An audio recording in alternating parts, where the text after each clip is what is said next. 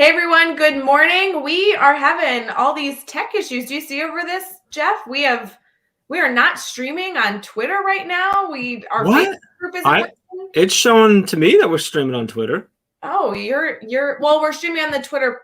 No, on Twitter it says we're not streaming. Oh, it shows me that we're streaming. What is going on? So I'm seeing nothing but green check marks, which means good. Actually, no, you're right. It doesn't have a green check mark. Hashtag tech problems. I don't know what to say, guys. We did this on Friday with the tech issues, but we are embracing it. We will fix this later, Jeff. Right, it says go live. Like there's a button there. We could push it and see what happens. I don't know. Click it. You should know that I've clicked them all as I've. Oh, you've clicked it again? Oh, okay. Well, never mind. All right. Well, I guess this is what's going on.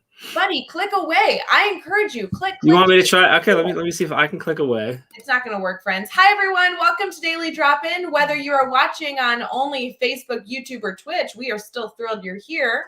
You might also be catching this over as an episode of Teach Pride Talk podcast, which is uploaded every single day after our live show. So we want to wish you a wonderful good morning. Happy Monday, September 27th. And don't worry, just like we said Friday, we are having tech issues, which means you're not going to have any hurdles ahead of you this morning. Because we're taking them for you. We're taking care of it for you. So in some regard, you're welcome. We'll be right back because we have a whole show ahead of you, even if we're only going to stream in one location, only be able to reach some of our friends this morning. But we'll have good news, just like always, celebrations, just like always. Brainstorm Bank is full of a brand new theme this week, which we are like kind of nerding out about. Jeff and I were talking about this earlier before we went live. And then we will obviously get into a little bit of a preview of our week, which is going to be a doozy. So we'll be right back. Go fill up your coffee.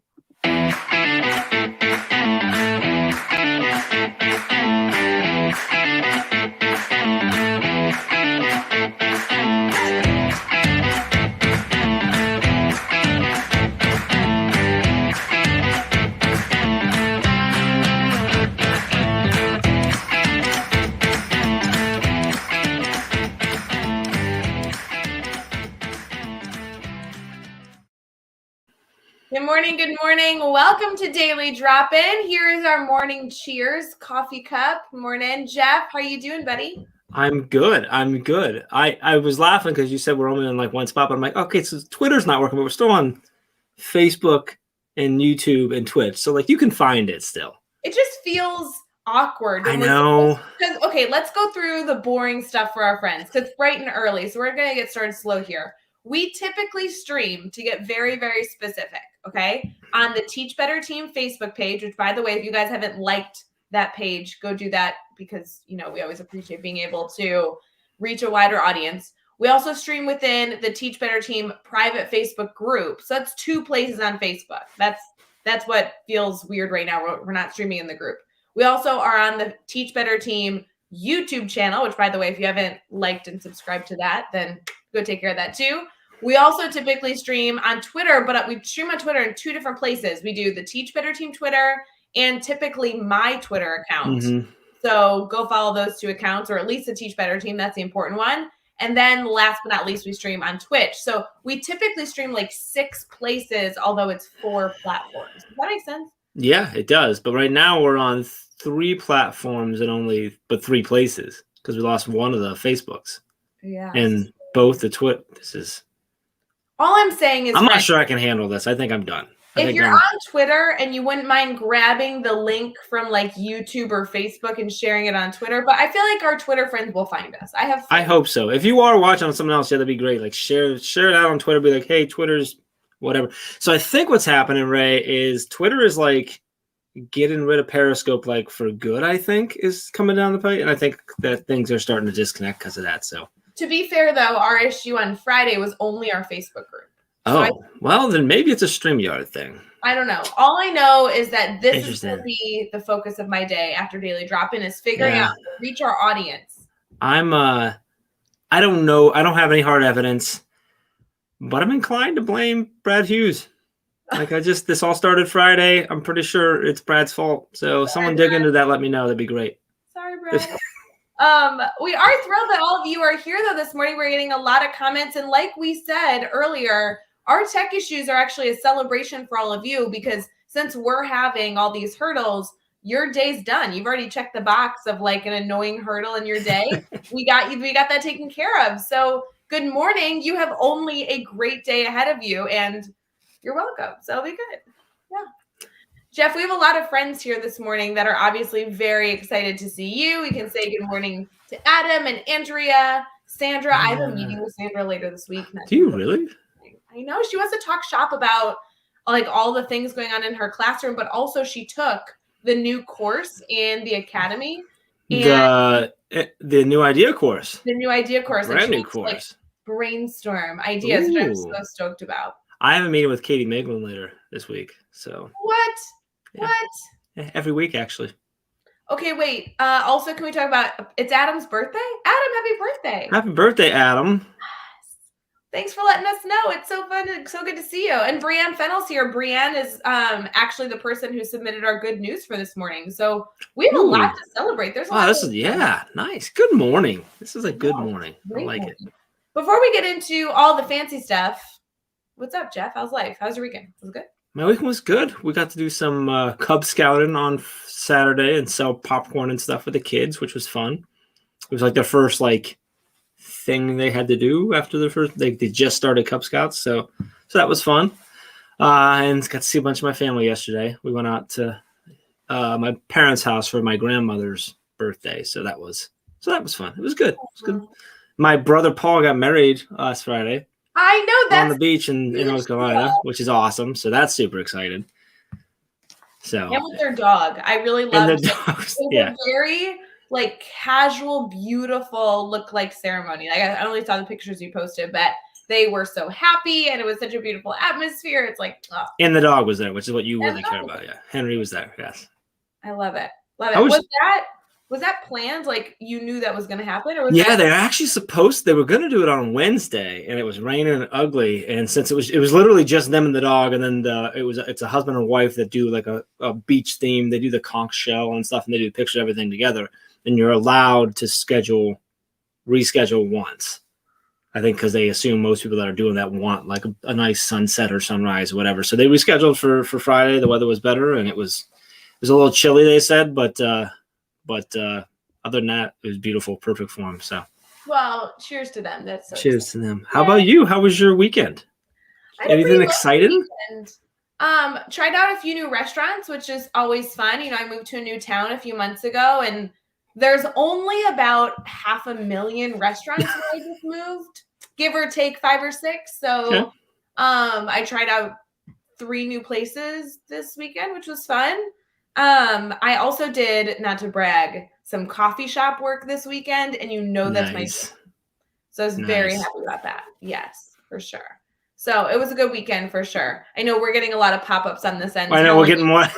In case we didn't know that we're not streaming everywhere. It's like just so you all know, they're letting us know that we're not. Yes. I wish you guys could see the back end sometimes because it's a lot to look at. Like all the moving pieces of kind of being in the background of the live stream. And when things pop up in front of your screen, it's like, oh, try not to make a face. You know what I mean? We've done a great job of that clearly this morning.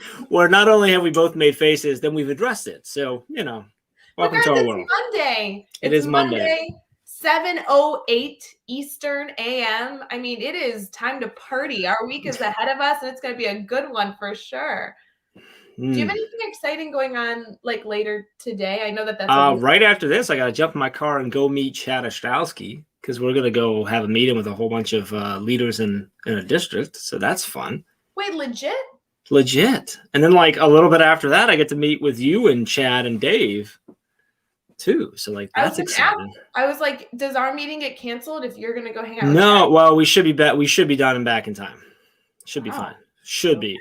I'll text you if we're not, but we should be. And then I get to meet right after our meeting, I get to meet with Dave, just me and Dave. And then I get to meet with Heather. I got meetings basically today. All day. And I got I'm on a podcast later, and then I have my Edupreneur Master. I got a lot. Monday's a good day. It's a good day today. So I've been looking at your schedule, not to sound like a stalker, but I've been checking out your calendar, Mr. Jeff Argus.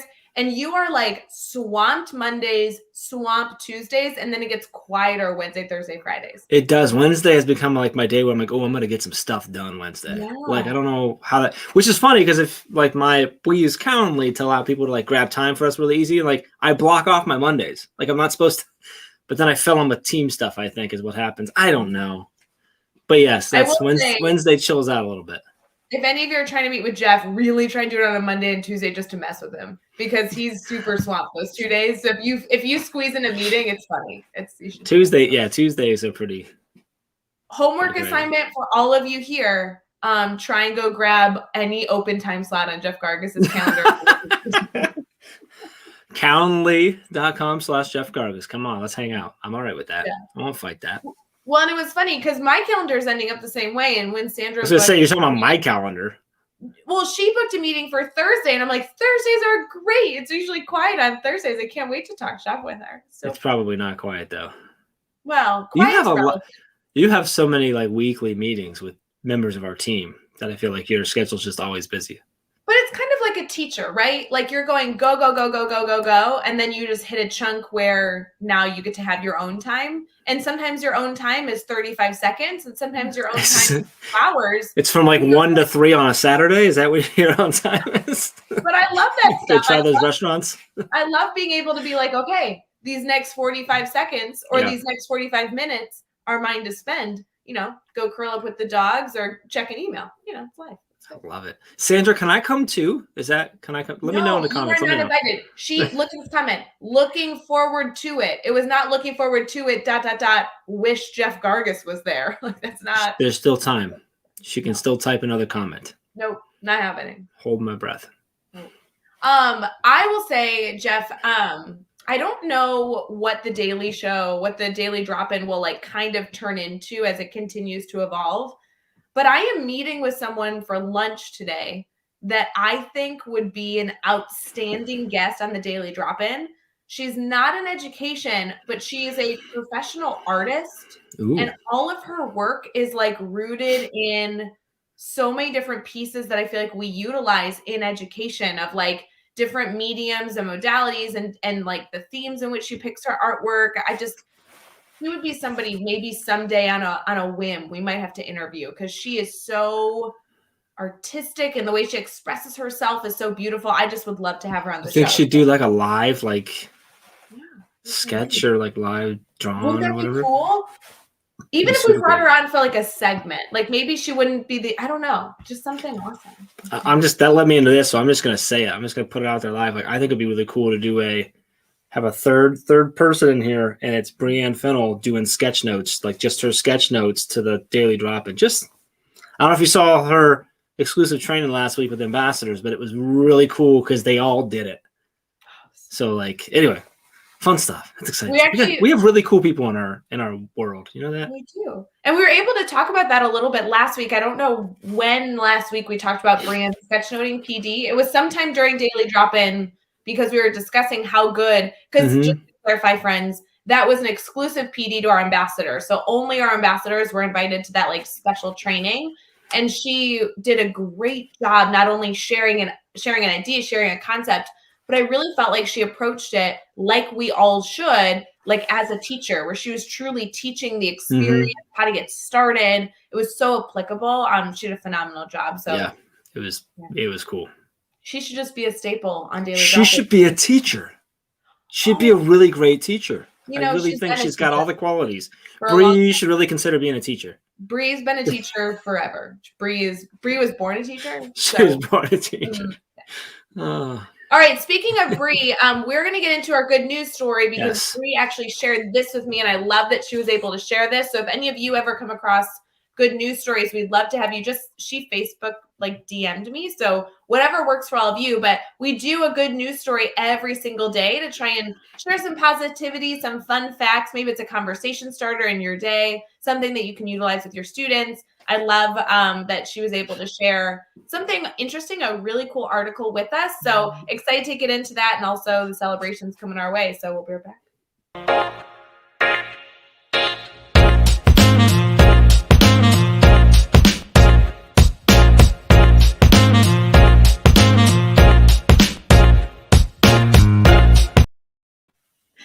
All right, good morning. We're thrilled that you're here for the Daily Drop-In every single morning at 7 a.m. Eastern, Monday through Friday. Jeff, for our good news story, we typically have a good news article and some holidays that we're going to be celebrating. What are you in the mood for today? You want to go holidays first or article first? Let's. I want to celebrate the holidays, and then we'll build anticipation for the story that Bree shared with us for the good news. That's fine with me. And let me pull up those holidays.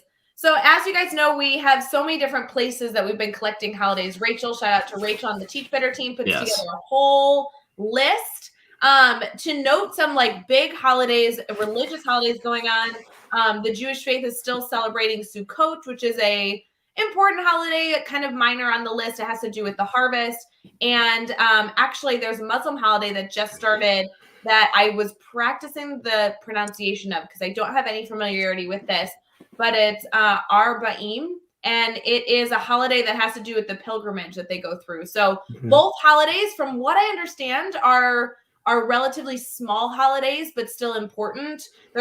From what my research, there isn't any fasting or big celebration that comes with this. It's more of an acknowledgement. There's usually some kind of prayer in these faiths.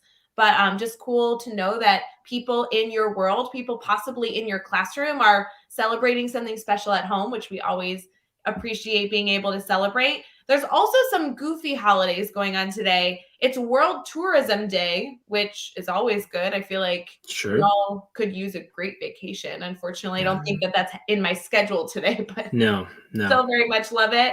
I also thought it was interesting. It's National Chocolate Milk Day. Are you a chocolate milk fan? Well, so I'm lactose intolerant, so not anymore, but I used to be a huge chocolate milk fan. But there's some fake milk equivalents, which I've done, I've done. There's some really good oat milk, a chocolate oat milk that's good and stuff. But now that makes me think about something that they call the chocolate milk mile. What is that?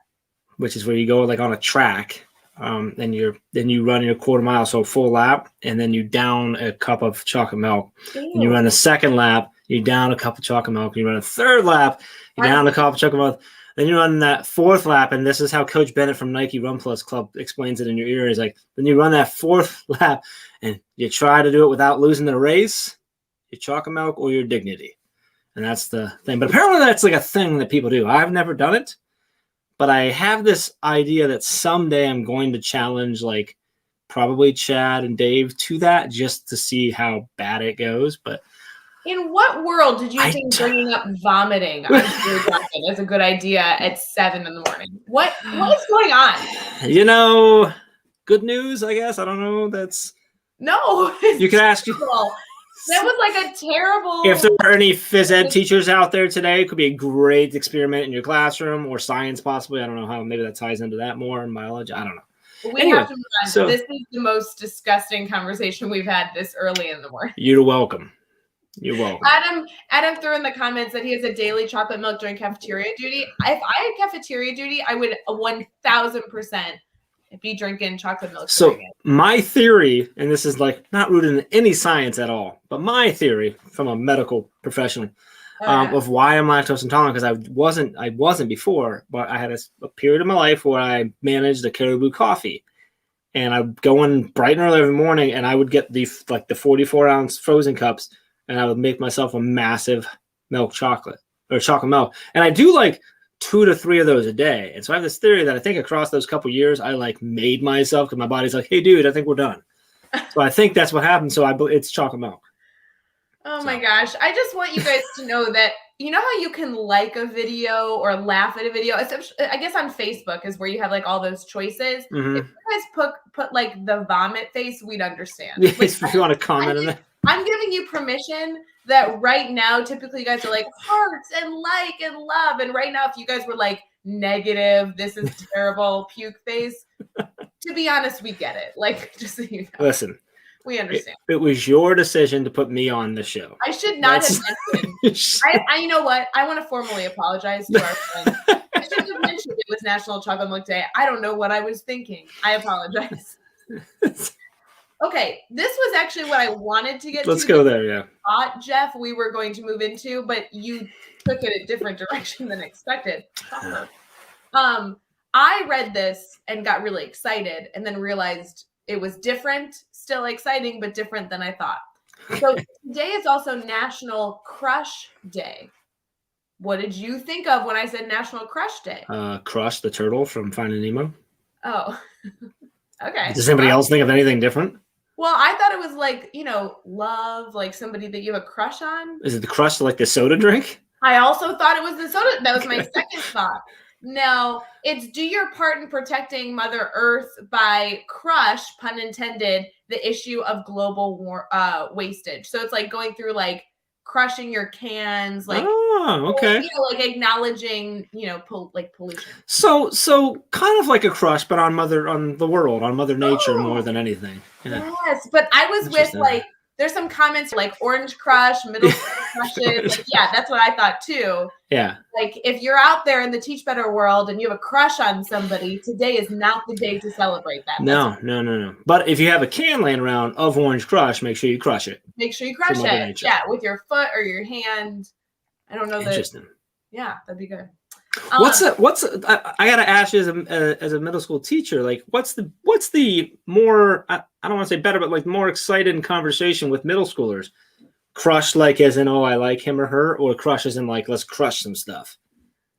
You know what? Like, and I could think of it in many ways to go, but like what's gonna like create like the okay, so like truly, and the teachers out there, this is right. It depends on the class hour. Like as a middle school teacher, first hour would love like the conversation of soda, but then you'd get to fourth hour and they'd be like, let's talk about ladies and gentlemen. You know what I mean? Like it would totally depend on the class makeup. Would you take it to Mother Nature at all, or just soda or love? No, I think also you'd get to fifth hour and they'd be like, oh, Mother Nature, let's talk about the political issues in society. I just truly feel like it depends on the class hour. I need some comments if I'm right. Somebody in the comments. I just see Adam's leaving. Have a great birthday, brother. Thank you. Happy birthday, Adam. Yeah, I'd really like to see that too, those comments, to see like because I think that's an interesting take. I like it. Because obviously elementary school, you have one class typically all day long. Yep. For middle school, you have changing classes, same for high school, changing classes. And I just think the makeup of those changing classes really depends on what kind of like hits home, which is why teachers are constantly adjusting and tweaking and thinking. Because the personalities and their impact all of that so much. Yes. Yeah. Really, you have to constantly be on top of it. We're getting some backup here. Andrea says, oh, for sure. Katie's saying, yes, it all depends. Oh, I love this. Brandon Oates jumping in. Good morning. He's saying you're right, Ray. He teaches 8th graders too. So he gets it, yeah. The gamut here. So funny. They do always want to talk about their love life in middle school, though. That's true. Yeah. Man, to be back in middle school with love life. We do kind of sometimes talk about your love life. I mean, Amy is the best person ever. So, I mean, we do sometimes talk about my love life. You're right. Be fun. Anyway, should we get this article? Yeah, let's do that. Okay. This one I thought is cool. And we're, ooh. Wait. So this is like good connection from what we were talking about to what we're going into. I don't know. I'm just letting you know. This actually fits really well.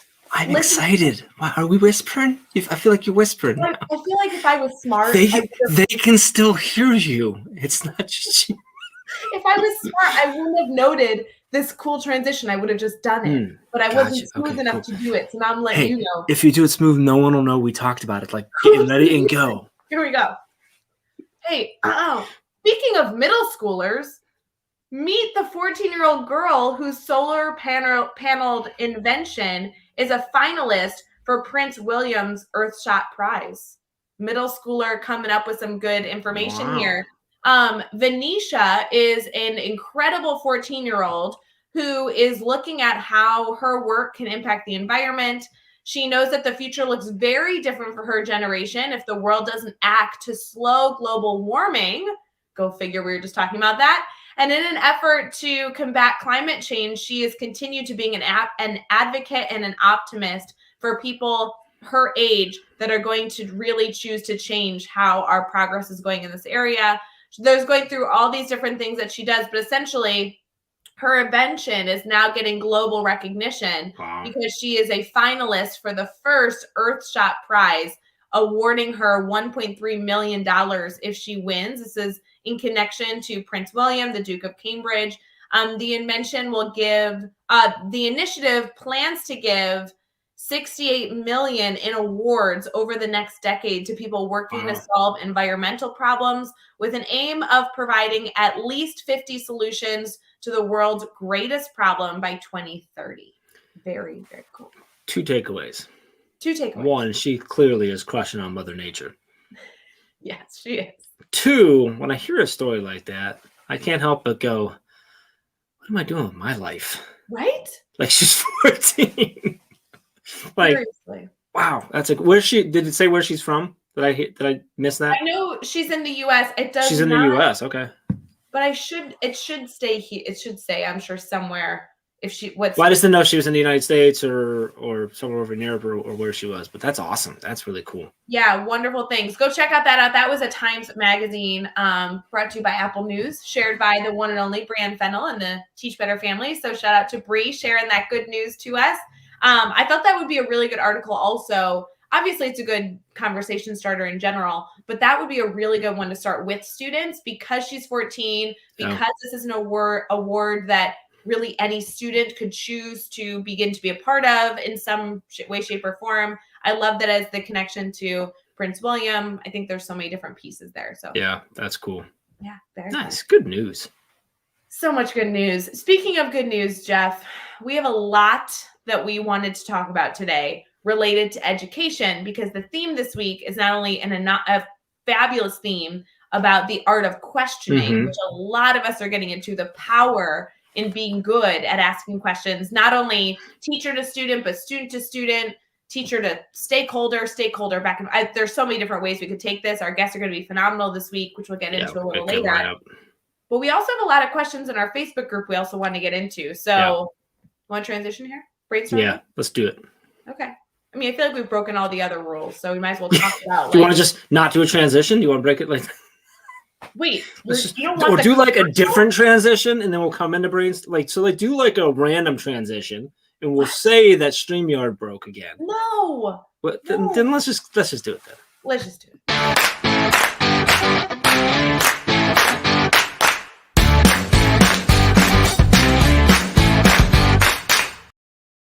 All right, welcome back to Daily Drop-In. We're streaming live every day, Monday, Tuesday, Wednesday, Thursday, and Friday, 7 a.m. Eastern Time, typically on Facebook, Twitter, Twitch, and YouTube. But today it's just on Facebook and only on one spot instead of two spots, on YouTube, on Twitch, and not on Twitter. But you get it. And you could be listening right now on the Teach Better Talk podcast. Listen to us afterwards, where all these episodes go up on audio to there. You can find it on all your different podcast platforms. And if you do, that'd be really great to give us a quick like, maybe a subscribe to it, drop us a review. That'd be awesome as well. We're into our brainstorm bank. We could always go to teachbetter.com/brainstorm bank and drop in whatever questions you have. If you're watching live, you can obviously jump in the comments as well. And like Rae said, we have a really good, I'm excited about today because I think the questions, like that theme, is really awesome. You have a couple guests that are going to be like, that's their thing. But as you mentioned, we also get a lot of questions in our Facebook group. And so we talked earlier, we're going to go that route today. So we're kind of like breaking technology and breaking the rules today. We're like, if you guys haven't figured out, Rae and I are a bit of outlaws. What do we typically say? There's no value and lots of value on Mondays. It's like a hit or miss. It is. I think there's going to be some value. So I want to look in, Rae, I'm going to throw, if you don't mind, some questions at you. Or at least one. I may only have one. I say questions, but I might have only prepped one. Oh, this seems really appropriate. Can't wait. So one that came in that I thought would just be a really great one for you, because I know you know the answers, and because it's very commonly asked, but I haven't seen it for a while in our Facebook group, but we hear it all the time when we're in building stuff, so I thought it would hit. It's around the grid method, and it comes from Allison Elizabeth. It was last week, whatever, when she asked it. She said, I'm just starting to plan for my first time using the grid method. Do all students have to reach the top level, or is there a certain level everyone has to get to by a certain deadline before a summarized assessment is given? Are students working on different grid, or do they work on the same grid at a specific time? So there's a couple of different questions in there. There's a lot. One is, do they all have to get to the top, or is there a certain level? I think the secondary is, I think there's actually three in there. I can pull another one out, is when should you be assessing and what types of assessment? And then the third is, are all the students working on the same grid or they have different grids. So now you're talking about closed and open model and stuff like that. So first off, if you don't know what the grid method is, it's a framework for utilizing mastery learning in your classroom so kids are moving self-paced through the grids. And when she talks about levels, it levels up on depth of knowledge, and there are 5 levels on most grids. So that kind of paints a picture. So first question, Rae, do all the students have to get to that top level? Okay. Easy answer is no. No. And there's a million reasons why. I do want to clarify everything that we're going to talk about. If it in any way sparks interest in you, the easiest place to go is teachbetter.com/thegrid-method. It has like downloads, resources, free courses. Like depending on the type of interest that it might spark, that is always where I push people. teachbetter.com/grid-method. Go check that out. You'll at least be able to like get your feet wet. Also, if you watch it on something and you're not in our private Facebook group, like she already got a lot of answers on there. So like that's a great place to be as well. Just as like a secondary piece. I remember this question posting and I was like, oh my gosh, such a good question. People ask us all the time. And I love that our community then brought their own perspectives. Here's the short answer. Because a grid is built with levels that builds the student's depth of knowledge as it goes, that essentially does what every teacher already does and should be doing in their classroom, where they start from basics and scaffold up. The reality is that there is a level in which the standard that you're working towards having student mastered is written at. So for example, if students need to apply a skill, it's a lower level of understanding than if they need to apply the skill to a real world situation. That's typically a little bit of a higher level of depth of knowledge. So as we look into this, whether you're using Webb's depth of knowledge or Bloom's taxonomy or anything in between, the concept of building knowledge on top of itself is really what this comes down to. And wherever the standard is written at really gives you kind of like the minimum expectation for that student to meet, because assuming that the student gets to that level, they've mastered what you're looking for them to understand. Anything above that level is enrichment, which we love being able to provide to students, because anytime you have students working at their own pace, the beauty of that is that your students that need a little bit of extra time have the grace to take the time they need to master a skill. And for those students that are flying through the content, they have the opportunity to get to enrichment. So in lamest terms, no, absolutely not every student should be reaching the top. The students that are reaching the higher levels of the grid are students that are being exposed to those enrichment opportunities. But typically you would only require, in some regard, which gets into a whole nother topic, which we won't dive into unless people have questions in the comments, you'd only at least require that minimum expectation, meaning that they got to what the standard was asking for them to achieve. Does that make sense? Yeah, it makes a lot of sense. And Rae, let me ask you, because in the work that I've done with the grid method, a lot of those standards, not all, but a lot of the standards are like that 3, sometimes going into the 4, every now and then into the second level. But a lot of times in that 3 range. So a lot of times, like Rae said, that 4 and 5 levels are a lot of times that enrichment, that extended thinking, that exploration pieces. It really depends on what you teach, to be honest. Like the standards, the grade level, the topic, all those things provide variety. Just as a pure example, like 6th grade math teacher background, I would have some standards that, like level 1 essentially would typically be like that concrete base. What are the basics that my students need to know to be able to get into this topic? Level 2 would be a little bit in just application, right? How do they actually solve a basic mathematical problem? What are the steps they need to go through to get an answer? And then level 3 would typically be, okay, what does that have to do with the actual real world application? So a lot of my standards as a 6th grade math teacher using Common Core was at level 3, because it didn't just ask the students to be able to do the skill. It asked them to actually understand how and when the skill would be applied. So long story short, yes, most are at level 3, but absolutely I've seen them fall in level 2 and level 4 as well. Which is why one of the first things we do when you're starting a good method is breaking down those standards and figuring out where do they align, where do they fall, so you know where you're trying to get them to. So sort of built into her question was around assessment. So in a good method, you got all these different things. Kids are moving at their own pace. You have different levels they're trying to get to, but not everyone's going to get there. Some people are going to get there. Some of them it's enrichment. Some of it's exploration. What the heck? When do I assess them? What kind of assessment should I be doing? Like, where do I go? Yeah, no, it's kind of fun. Obviously, Chad Ostrowski, the CEO, co-founder of the Teach Better team, is the creator of the grid method, and he has a lot of different suggestions that he supports. And then the rest of us who've been able to use the system, love the system, train on the system, answer questions on the system, we all like have our preferences, right? So the answer is you kind of get to decide that as the teacher. I personally have some preferences that I feel like worked really well with my students that I've seen people use and not use. So this is, I guess, at this point, just my opinion. I really loved incorporating my assessments into my grid. And I would do that with formative and summative assessments. We could get into the difference of formative and summative, but maybe that isn't worth our time this morning. The reality is, though, You can do that Wednesday with Dave. yeah, I was gonna say the quizzes, the tests that you might provide, or the projects, the something that you're going to evaluate your students on. I like putting into the grid. I use it as like a step in the learning. So what does that mean when you say putting into the grid? Like, what does that mean? What do you mean put it into a like? Typically each box for me in the grid, I would introduce an idea, have students practice the idea, and then evaluate if the students understood the idea. That evaluation of if the students understood the idea is a formative assessment. So I would actually like have that as an activity, as a step in my grid. I also, if I had like a final test or a final assessment, would put that in my grid as a step that they needed to complete. It'd be the last box of level 1 or wherever it might fall. Summative, it would be the last box in wherever the standard is written at. So typically the end of level 3. And like, as they went through that progression, they would hit a box within the grid at the end of level 3 that would say, hey, it's time for you to take this assessment to prove that you've mastered the standard, and then they would do it. So, I will say though, I know teachers that don't put them in the grid or do them different ways. I like the organizational structure of having everything in one spot personally.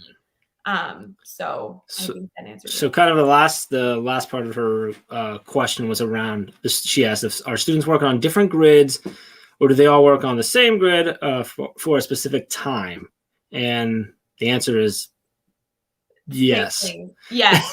Could go either way, but can you break down how because you did you run open? You didn't run open, did you? I never ran open grids. Okay. And I will say, again, the answer is you can do whatever you think is best. But I will tell you, I very much have a preference. And even though Chad has 1,000 different options for this, I've heard him multiple times in workshops say, if you're just starting out, do not run multiple grids at once. Yeah. So if you've been using the grid method for years and you want to like try something really wacky and difficult, go for it. Like, it's the ideal way something would operate. However, I just never got there, and I didn't get there for a lot of reasons. It wasn't because I didn't think I couldn't handle it, like I wasn't capable, but I really loved the beauty in my classroom of starting a grid together and ending a grid together to then start a new grid together. It was kind of a culture element of our classroom. So I really loved being able to start a grid, have students work with it, work at their own pace. Some students would get to enrichment. Some students would only meet that minimum expectation of mastering the grade level standard, which is a huge celebration. And then we would all stop and all start another grid together. Yeah, which I guess I should have. I didn't really lead us well when Rae and I are talking about open versus closed. Open meaning when a student finishes a grid, they move on to the next grid before whether anyone else is there or not, which requires you to have all those grids done. Or at least a few ahead, right? And we have a few teachers that have very successfully done that, and it's really cool to watch because they might have 3, 4, 5 grids going at once. But the most common way, and like you said, like definitely recommended when you're starting is closed, which means there is a deadline where you're going to stop. Now that might shift based on how your students are doing and where they're at and what they need. But like Rae said, like there's a benefit in that because you're all stopping, and then now you're able to move on together. You're kicking off that grid now together at each time, versus you might have 25% of your class halfway through the second grid, a few starting and some still here, which can be really cool, but can also be really, really tough to manage. I will say, though, as a teacher, there are different management skills that you need to have in both circumstances. And there's different like core values that you need to have as a teacher. And I don't mean to like silo anyone, but a core value in my 6th grade Illinois Common Core classroom was collaboration. And I knew that if students were in different grids, that collaboration was going to be a different style of collaboration than if they were all working within a similar content, whether it be an enrichment or at a lower level. And so as you're thinking through what your focus is as a high school teacher, as a higher ed college teacher, you might have a core value of wanting students to do something else in your classroom, and maybe working in that open model is something you're working towards. I think there's a lot of different layers here. So as you guys determine that, we regardless typically suggest that you start with students only working at one grid at a time. And then as you become a master at this process, you absolutely can see the pros and cons and try things out different ways. So cool. So I have 2 more if we have time. Well, I was gonna say we gotta go quick because we also have to recap. All right. So one is that we have a lot of people in our group that are constantly asking for example grids. Does anybody have a 5th grade math grid that I can have, or that I can look at to get an idea, or whatever it might be? And we see a lot of that. And fortunately, we have such an awesome community there that typically they get a whole bunch. But if I post that and a few hours later, like no one's comment, the next day no one's commenting, I'm like, man, I really need to see examples of it. Where can I go to get that? Okay, 2 suggestions for all of you. Actually, 3 suggestions I liked. Sorry, I'll go super quick. One is educationblueprint.org is a nonprofit that we work with that essentially curates a library of resources that you right now can not only go share the incredible things you're doing, but also you can go snag like other teachers' lesson plans. It's essentially Teachers Pay Teachers completely free with a nonprofit spin. We really, really love the work people are doing. With a special focus on the grids. There's a million other things you can get there, but they have special grids are a very specific piece of that too. And they are currently in the process of upgrading everything on the website. So it's going to continue to get better and stuff. So all right, that was one. Print is a great spot to go for examples if you're not in the private Facebook group. The private Facebook group, by the way, has 1,000 examples. Yeah, you get lots of examples. I also would suggest, I really feel like when you're getting started with a grid, asking for an example is because you want something to go off of. You don't just want to start with a blank slate. Mm-hmm. One of my favorite suggestions is to book a time with a Teach Better team member. I'd love to be your person. You can head over to my Calendly link, calendly.com/Rae Hewart. Book a time with me. I'd love to brainstorm sketching out your grid. Essentially in that meeting, just to give you some background, you're the content expert. And we get to be the brainstorming partner to help you facilitate how you put your information into a grid format. So if you ever want that, let's set up a Zoom call or a phone call. I love that. The other thing is we have a lot of examples in our full and free course in the Academy. Yeah. So if you're not a part of the Teach Better Academy, that's teachbetteracademy.com. We release a course every 30 to 40 days. There is specifically a free and full course on the grid method, and that course has a lot of examples in it. So things to check out. Awesome. Last thing, and then I know we got to go into preview in a week. But this was posted 5 days ago by Ashley Brown. Said parent conferences coming up. Does anybody have a good template for what the teacher talks about or shares with the parent? Not necessarily looking for a template right now, but Rae's sort of any tips, tricks, ideas for parent conferences? Yeah, wasn't that funny that was posted? I was uncomfortable commenting on it. So guys, can we just tell them spoiler alert? Yeah. Okay, spoiler alert. That's our course for October coming out in the Academy. Literally coming out in October. We have a course on parent-teacher conferences coming to all of you. Not only parent-teacher conferences, tips and tricks, but actually how you can incorporate student voice in the process. Super cool.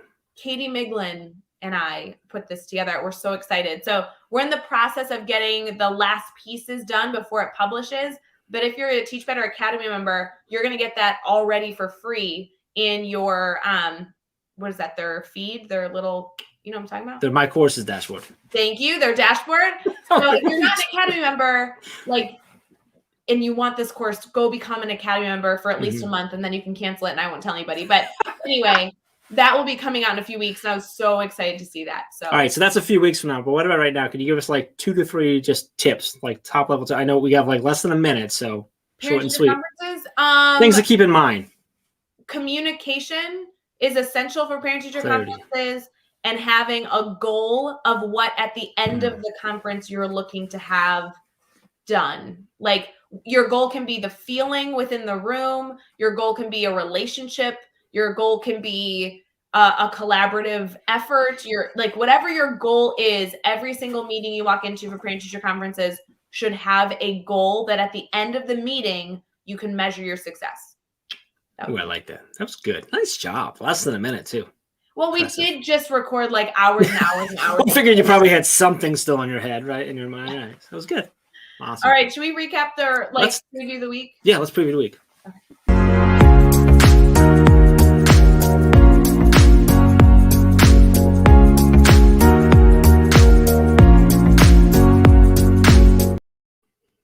All right, guys, we have an exciting week headed our way. We are thrilled to be able to share this with you at the tail end of our daily drop-in. We've had tech issues, which means we already got you covered on the hurdles that you're going to be going through.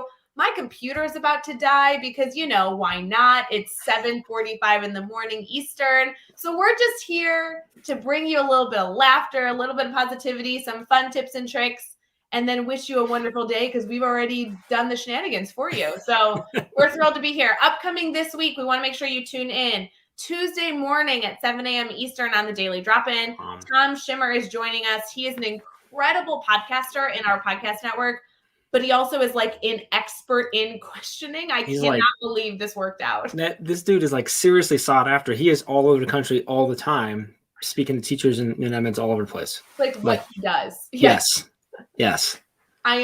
I'm kind of nervous to interview him tomorrow. Like I'm gonna need a little bit of like deep breathing exercises. Tom is such a good down to earth guy though. I got to hang out with him Thursday for our podcast network mastermind. Like he's just such a good guy. Fun guy. Such a good fun guy. Yes. He's located on the West Coast and we're thrilled to have him bright and early in the morning. So that will be one you do not want to miss. No. So set an alarm or at least remind yourself to listen to it after the fact if you can't make the show, but that will be one that will be noteworthy.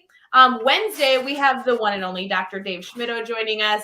Oh my gosh, can you think of anyone that wants to talk about questioning more? I can't. Dave Schmittou is a question master. So we will get into all that as well. On Thursday, we have Andrea Bittner joining us, who I'm so excited to have her dive into this. And then Friday, of course, ending strong, like always, with the one and only Brad Hughes, which is an official member of the Teach Better family. We're thrilled to celebrate Brad. Is that out now? Is that out? Oh, that's out now. Woohoo! Brad is now. That's my excitement, Brad. Sorry, it's just a woohoo. That's all you get. Yeah, we're so stoked. Brad is officially part of our Teach Better team. He's been a part of our family for a long time. He was an incredible ambassador with us. He's part of our podcast network. He blogs with us. He's part of our mastermind. This guy does it all, and we are thrilled to officially welcome him in as somebody who will continue to help our team facilitate really wonderful conversations. Over there, Jeff Gargis with the Black. Just want to shout out, say what's up to Dr. Basil Marin in the comments there. Good morning, sir. And I saw Megan and Karen sneaking in too. So anyway, just wanted to. I did the hand raise because usually that's you, right? Ray does this literally in meetings. Ray will be like, I'm like, it's you and me. We're the only ones here. Like, and I'm like, I don't know where you get it from because it's not like you were a student for the last 10 years, like raising your hand or something. I had a rule, Jeff. I don't know if we've ever talked about this. Like, students were not allowed to raise their hand in my classroom. Like, it was like we would like. That was terrible. I was going to say we would like shame them. That's not really fair, but we would. It would be like the whole class would be like, why is your hand up? And why were they not allowed to raise your hand? How do they let you know that they needed something? Well, we would talk about how our room is a collaborative space to learn. And so if you needed something, you just needed to find an appropriate time to share your voice and bring up that you needed something. So just like we would in an adult meeting or an adult conference, you wouldn't have somebody in the room like I mean, clearly I do. I know I ruin it all the time. But the point was that even in the middle of a lesson, a student would be like, excuse me, like they'd share with their voice, like, I have a question, or how would this work? And it was practicing kind of the art of knowing when somebody was going to conclude their idea, waiting an appropriate amount of time to see if there was follow-up, and then you sharing your voice. That in of itself is a skill. Yeah, which is super powerful because you're not only working on like the collaborative and the communication, but also the how are you respectful of someone else speaking and waiting and not being rude while still being able to to ask and advocate for yourself. Well, and also the only times when this structure was really most challenging is during like our 6 to 8 minute mini lesson. And at that point, we were all just shouting anyway. So yeah, you guys were just ooh ha ha and shark bait and to infinity and beyond. We all love it. I love it. It's exciting stuff. If you don't know what we're talking about, you'll just have to find out next Monday. Oh my gosh, craziness. Guys, we are going to conclude our time together because we have been live already for 50 minutes and we all have a very, very wonderful Monday ahead of us. Happy September 27th. Jeff, I really appreciate the goofy conversation this morning. I feel like there was some value. It just, you kind of have to sift through the... You got to dig. You got to dig through that. We're going to have to really give Chris some very specific instructions to find the value in this episode. Yes. Shout out to Chris, who is now doing a ton for the Daily Drop-In. He is now editing all the fun of the Daily Drop-In to pull out some clips to share with you on social media. So make sure that you are following the Teach Better team on all of the different platforms so you can continue to get all that fun. Jeff, I hope you have a wonderful Monday of meetings and exciting things in your world. It'll be wonderful. I'm excited. I hope everybody has an awesome Monday. I hope you're excited for what you get to do today and that you get to start another week. It's exciting. You get to have a wonderful Monday. You get to go change lives this week, and that is awesome. All right. Love you all. Let us know if you need anything. We'll see you back tomorrow morning. Have a good day, guys.